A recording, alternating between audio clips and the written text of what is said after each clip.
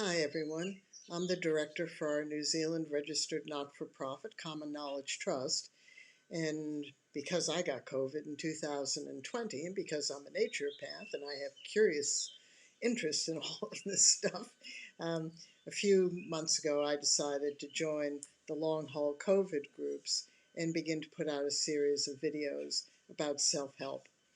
Without a doubt, we're in a complex global situation. COVID is new, and I keep on saying this over and over again, that you feel disoriented, that you feel stressed, that your body's doing weird things. This should not be a surprise.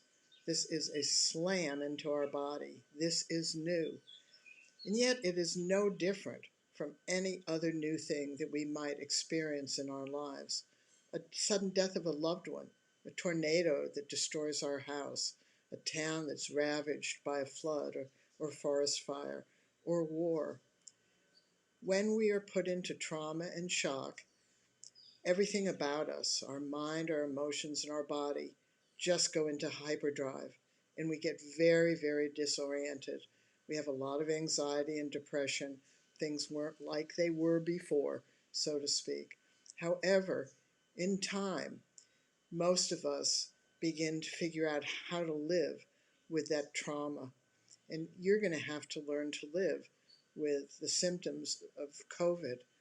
And hopefully, you can begin to reduce the intensity of those symptoms, those episodes, and decrease how long those symptoms or episodes last, and increase the space in between.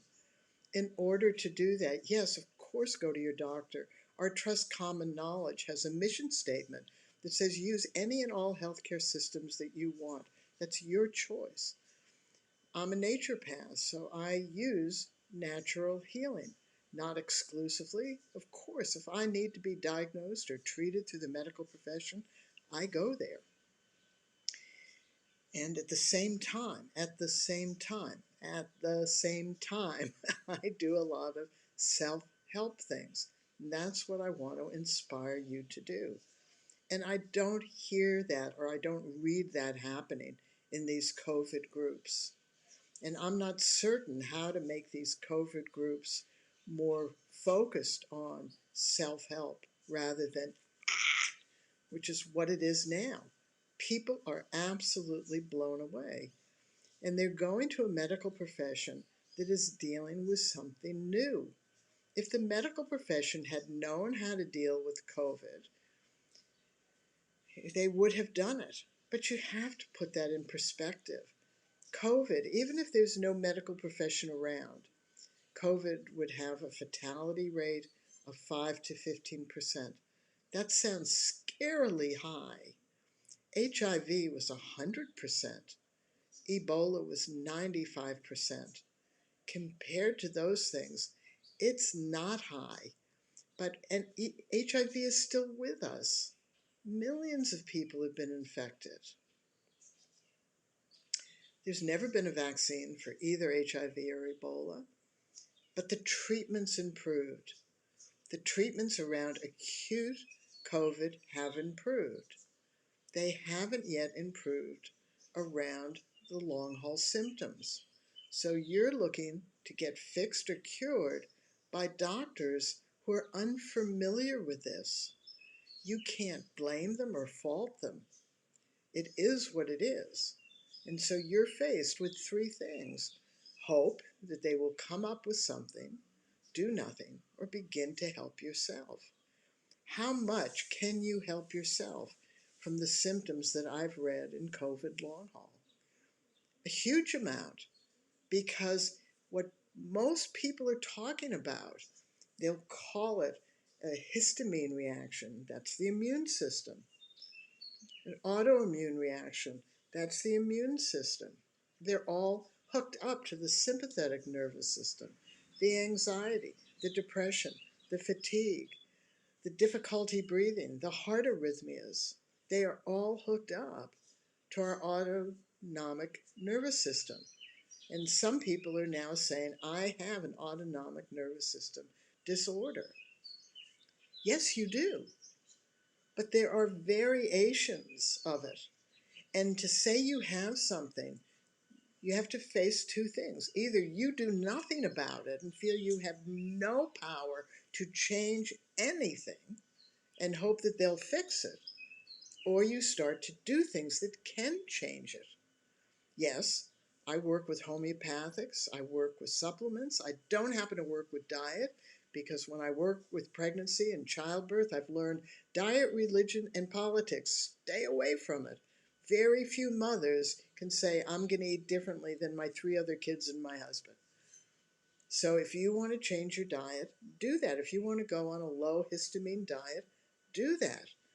And if that helps reduce the symptoms, shorten them, lengthen the space in between, yippee. You can look at homeopathics. You can look at supplements. There are a lot, herbs, lots, different types of techniques to begin to calm you down. Lots. YouTube's full of them. Lots. My focus right now is a specific technique called Buteco, which can help stimulate your parasympathetic nervous system, your calm, your relax and digest, depress your sympathetic nervous system, your immune hyperactivity, and you do that by changing your breathing. You can't force your breathing to change. You use skills to adapt your body to a different biophysiology, which for most of us just sounds like gobbledygook. That's why I'm the director of a trust called Common Knowledge, so that I can explain to you very simply what is happening in your body and that you can do and feel the results. So in the last one, we went over humming. Humming's new. That's not part of Buteco. However, some people, some guy, had a beginning story where he had chronic rhinitis, I think, or something. His nose was stuffed, his nose was blocked, it had goop coming out of it. I don't know. He started humming, vibrational humming up here. He did it for an hour a day for 6 weeks and cured himself. Can I do that for an hour a day? No way. However, I can certainly hum some songs I particularly like. But you don't want to hum here. You want to hum here. Why? Because the nitric oxide that we talked about gets produced and distributed here. And after you hum out, you breathe in your nose. Why? Because you take the nitric oxide into your pulmonary, cardiopulmonary system. That doesn't happen if you're mouth-mouth breathing. So in the last video, we talked about the need for you to shift to nose-nose breathing more and more. This is self-correction. Honestly, self-correction. And are there any people who absolutely cannot breathe through their nose? Rare as hen's teeth. But if you're one of them, then just try a little bit at a time. How much is a little bit of a time? 1 breath in, 1 breath out. And if you can then do 2 breaths in, 2 breaths out, you're getting there. Then if you have to breathe through your mouth, do it. This isn't about guilt. This isn't about being perfect. This is about changing long-standing bad breathing habits. And some of you already, before you got COVID, had breathing problems. Many of you were very much into your sympathetic nervous system. You were go, go, go, go, go, go, go, hyper-energized. Because since the 90s, that's what life has become. So now you have to decide. Either you're going to be disabled or you're going to have these symptoms for a long, long, long time and you feel you have nothing you can do about it, or you begin to help yourself. So humming with the tongue on the top of your mouth. So put your tongue on the top of the mouth. Can you open your mouth? No. Drop your tongue to your lower jaw. Keep your tongue to the roof of your mouth. If you can breathe in once, breathe out once. You can nose breathe more and more during the day. We have lots of breaths in, lots of breaths out each day. We discussed you counting them. The normal was 12 to 20. How many are you doing? But functional breathing, good breathing, parasympathetic nervous system breathing is 6 to 12 breaths per minute. So you need to hum, high up, vibrate. Do you need to hum for a long period of time so you get breathless? No, you need to do the skill right, just like you tie your shoes laces right. It's not perfect compared to right versus wrong. It's compared to doing it effectively and in a right manner. Many skills are done in a right manner. It doesn't mean you get whopped upside the head if you don't quite get it. It means you refine it. Keep doing it until you're doing it in the appropriate manner. So after you hum exhale, you breathe in. But if you're doing that, that's not the right manner. You want to exhale so that your breath in your nose is normal. That's right, just like that. Mm, mm. Yes, you can hum for that short if that's what it takes for you to breathe in your nose normally. This is a skill. It has a purpose. So it has an idea. The idea is you want to produce and distribute nitric oxide into your system. Those are the words for it. The actions. Put your tongue to the roof of your mouth, hum out, and breathe in your nose in a relaxed manner. So your humming can be very short at first. And every time you hum and breathe in, every time you hum, you're producing the nitric oxide. Every time you breathe in, you're bringing it down to your cardiovascular system, your pulmonary system.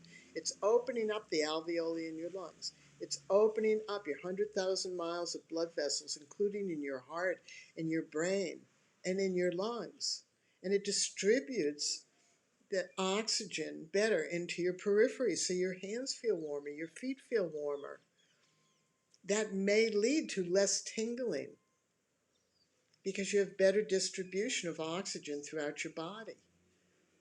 That's the big picture of developing nitric oxide, producing it and distributing it, or lying in the sun for 20 minutes and getting sleepy.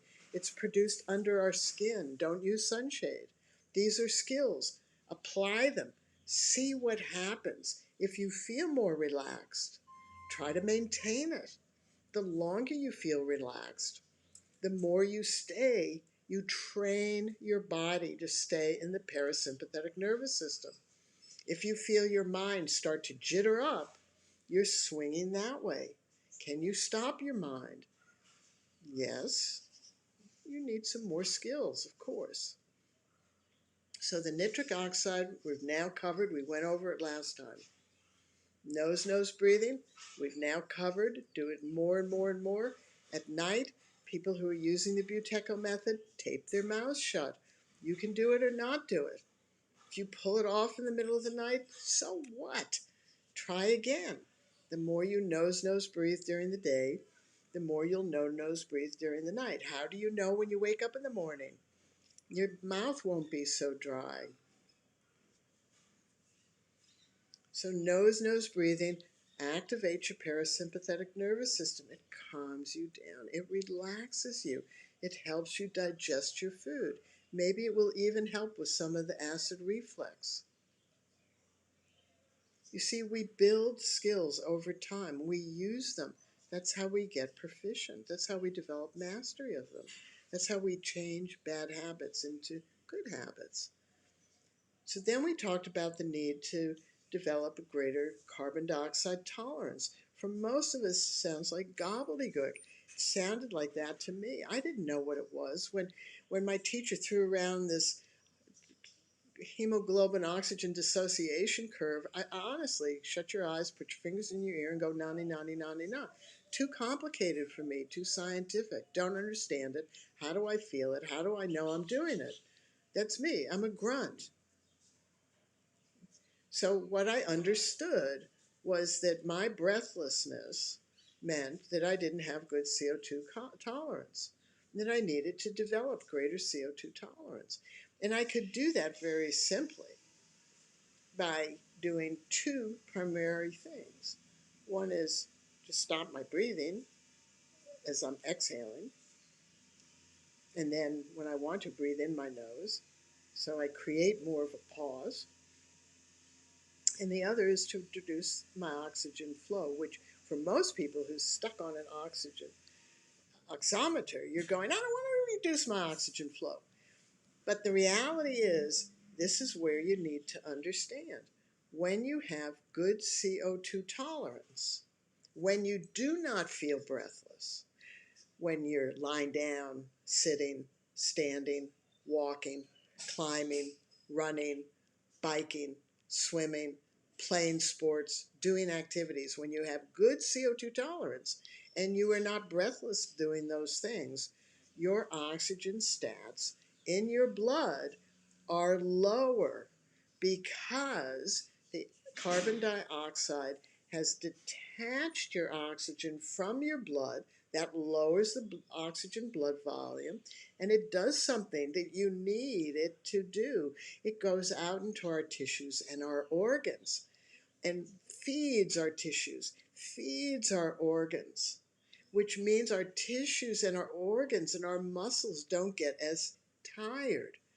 When we have good CO2 tolerance and our oxygen stats are lower because we are not breathless, then we don't get as fatigued. This is good. This is your goal. This is our goal as people who have experienced this fatigue, this anxiety, these panic attacks, this breathlessness, this heart arrhythmia. So how do you build your CO2 tolerance? Okay, one skill is breathing into a paper bag. You're breathing in more carbon dioxide. You'll feel that you need to draw in more air. That's okay. You don't immediately feel the change. Doing this over a period of time should help you feel less breathless. That's your goal. That's changing something biochemically in your body that produces a activation of your parasympathetic nervous system, that calmness in you, which opens up your blood vessels, lets this nitric oxide, which opens them as well, lets the oxygen now circulate into your muscles, tissues, and organs so that you don't feel as breathless. You feel calmer. So you can breathe into a brown paper bag. How long can you do it? How long do you have to do it? That's what people say. How many times a day? How long do I have to do it? What feels okay to you? If you do it for 2 breaths, great. Try again tomorrow for 2 breaths or 3 breaths. Try later in the day. You're not going to suddenly be spending all of your life breathing in a brown paper bag. That's not the purpose. The purpose is to help your body develop greater CO2 tolerance, which opens up your blood vessels, circulates your oxygen from your blood system into your tissues, muscles, and organs, so you feel less breathless and less tired and have more energy and don't fatigue as much. So another skill is just hold one nostril closed and breathe in and out one nostril for a period of time, and then the same period of time doing the other one. So this is a skill where you're going to do one first for X amount of time and then the other one for the same X amount of time. We're equal opportunity employers. Okay, so how often are you going to do that? Are you going to do that instead of the brown paper bag? Totally up to you. How long do you have to do it? You can do one breath in, one breath out. And then build on that. Start somewhere. Start somewhere. The third one is just when you exhale, just don't inhale for a moment. How long a moment? So that when you inhale, you don't feel you're doing this. So how long can we exhale? When I started this, honestly, I felt like I couldn't pause at all. So this is what I did. I exhaled. I just said to myself, pause, and I inhaled. And then I waited for half an hour, 3 hours, 5 hours, and consciously did it again. I inhaled normally. I exhaled, paused, said pause to myself, inhaled, and little by little by little, I could pause. And then remember, you're going to inhale through your nose. Always inhale through your nose, because nose is where you want to go here. And that, what does it do? It draws in the nitric oxide. And so you've just paused. And remember, because now you know, and I've said it before, when you breathe in your nose, you don't want to be sucking air in. You just want it to be a regular air, regular inhale. So with a regular inhale, regular exhale, just stop. You can say the word pause, breathe in your nose again, and then breathe 5 or 6 breath cycles in, out, in, out, in, out, in, out, in, out, before you pause again. If you can go 2 pause, and then breathe in, yay! How often do you do it? Up to you.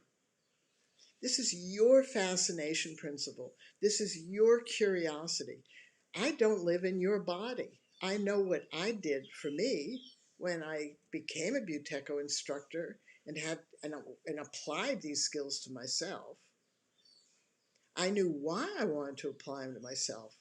I was breathless. I didn't even realize I was breathless, which was really weird because I was diagnosed as exercise-induced asthma. And I am very fit, so I could go forever. I just couldn't go up a hill or go faster. I'd have an asthma attack instantaneously. I didn't even know it was an asthma attack. I'd just be gasping for breath. So I did a VO2 max test, and they said, you have exercise and correcting. But when I became a Buteco instructor, I realized I was breathing 20 breaths per minute, and that was a lot. High end of normal. And I realized, well, why wasn't I at the low end of normal, 12? Or why wasn't I between 6 and 12, which was good carbon dioxide tolerance, good nitric oxide development, good activation of the parasympathetic nervous system? Why wasn't I there? I wasn't there because I had bad breathing habits. I had changed them. I'd do the work. Was the work hard? A bit disorienting at first. It gets a bit scary because you breathe in and out all the time, and when you're trying to change it, you suddenly become aware of how breathless you are when you're lying down. And I wanted to be able to be less breathless when I became more physically active. I work with high-end athletes. I used to ask runners, how do you breathe when you're running? And they say, I don't pay any attention to it. And I think, God's sakes, I pay attention to every breath in, every breath out. That's dysfunctional breathing, right? I knew the goal from what I was reading and understanding, that when you have really functional breathing, good carbon dioxide tolerance, good production and distribution of nitric oxide, when the oxygen's being used well in your body, your diaphragm, your heart, your lungs, every organ and muscle and tissue in your body, I knew that you could do high-end metabolic need, high activity, and still not be breathless. You know that. You've watched martial arts films. These people are kicking and doing and all sorts of stuff, and you don't see them bending over going, they have trained their breathing along with their body and their mind. Can you change your breathing? Sure. How long did it take me to do it to the level I wanted to so that I could see this unfolding at my higher metabolic need, biking, swimming, running? 6 to 8 months. How much did I do a day? Varied. Mostly, it was becoming aware that I was just breathing too fast and trying to calm my breathing down. So just by exhaling and pausing, before you inhale again. I'll talk to you at further videos about what happens in your nose, because a lot of us who are breathing quietly are doing it because our diaphragm is just pulling air in and pushing air out. Whereas before I would just suck air in, suck air out.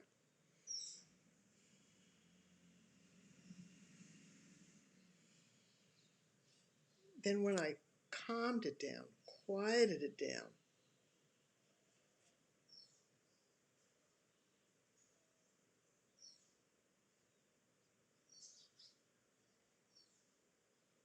then I became calmer.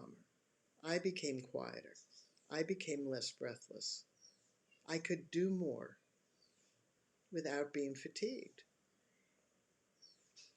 I had a lot of autoimmune responses in my life because I have been diagnosed with a genetic metabolic disorder. And part of that is that I get autoimmune waves that go through my body, where my body just suddenly feels like it's going to have a panic attack. So I've had to learn to manage it. I couldn't manage it at the time, one attack after another. I had to change my breathing. I had to reset my breathing center back here. It took some time. So now you have 3 skills, right? The nitric oxide development, nose breathing, and how to begin to develop carbon dioxide tolerance. Three skills you have. Breathe into a brown paper bag, not a plastic one. Close one nostril, breathe in for a while. Do the same amount of time in your other one. And when you breathe out after a normal nose inhale and you exhale, just pause. And then breathe in again. And as you get calmer and more relaxed, that pause can be longer. And when you're pausing longer, you're breathing less times per minute. But it needs to become natural. It can't be forced. You won't ever really change if you're constantly trying to force this. And I want you, one last thing before I go, is listen to the words you're all using. You're all using very sympathetic nervous system. I had a conversation with somebody who said, I'm using my breathing to combat panic attacks. The word combat is what your panic attack is. Fright, flight, fight, or freeze. Change your words. I'm using my breathing to calm myself.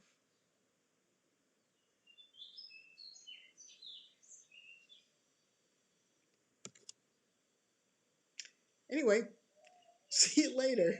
Thanks for listening.